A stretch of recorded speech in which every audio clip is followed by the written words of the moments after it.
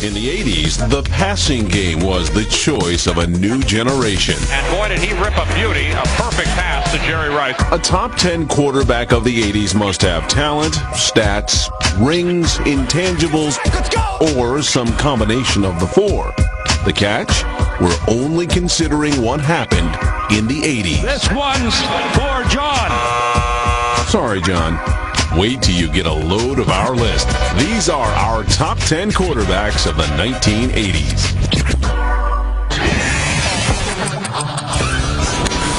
The number 10 quarterback of the 80s, Jim McMahon. Jim McMahon is a top 10 guy for 80s quarterbacks for so many obvious reasons. I mean, the guy had his own fashion sense. Jim McMahon was a consummate punk.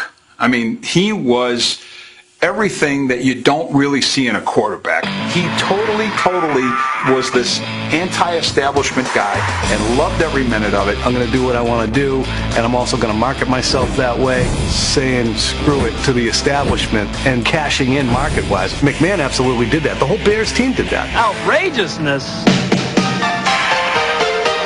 Outrageousness. Nothing more than a way to wake people up. Especially yourself.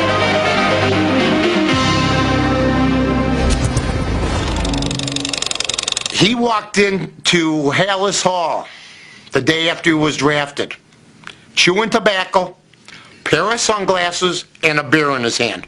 Sat down next to George Hallis. George Hallis scratched his head going, "Is this the guy?" The guy at number 10 on our list was a breath of fresh air in the Windy City. In the mid-80s, Jim McMahon won 22 straight games, a record that stood until Peyton Manning broke it in 2009. McMahon looking to deal. He fires for the side of the end zone. The way McMahon did it made him a leader. He was one tough SOB, and it was almost like he should be playing defense. He wanted to have that defensive mentality. His teammates loved him, and he had this kind of crazy attitude where he was headbutting everybody. The O-linemen bought into the fact that they had an O-lineman behind them. The defense bought into the fact that that was a defender really at quarterback. He was the head of a gang. He thought he was a linebacker, and he would get his little butt tore to pieces, boy. All he had to do was the baseball slide, but he said, "I want to get that couple extra yards." I think it was his passion and his competitiveness that ended up being his downfall. If he would have stayed healthy, we'd have won 2 more Super Bowls. Unfortunately, the injury bug took a big bite out of Big Mac's game, leaving some of our experts to ask, where's the beef? There was too many times when he couldn't answer the bell for me to rate him as one of the top quarterbacks. One of the real things that people forget about Jim McMahon is he wasn't any good.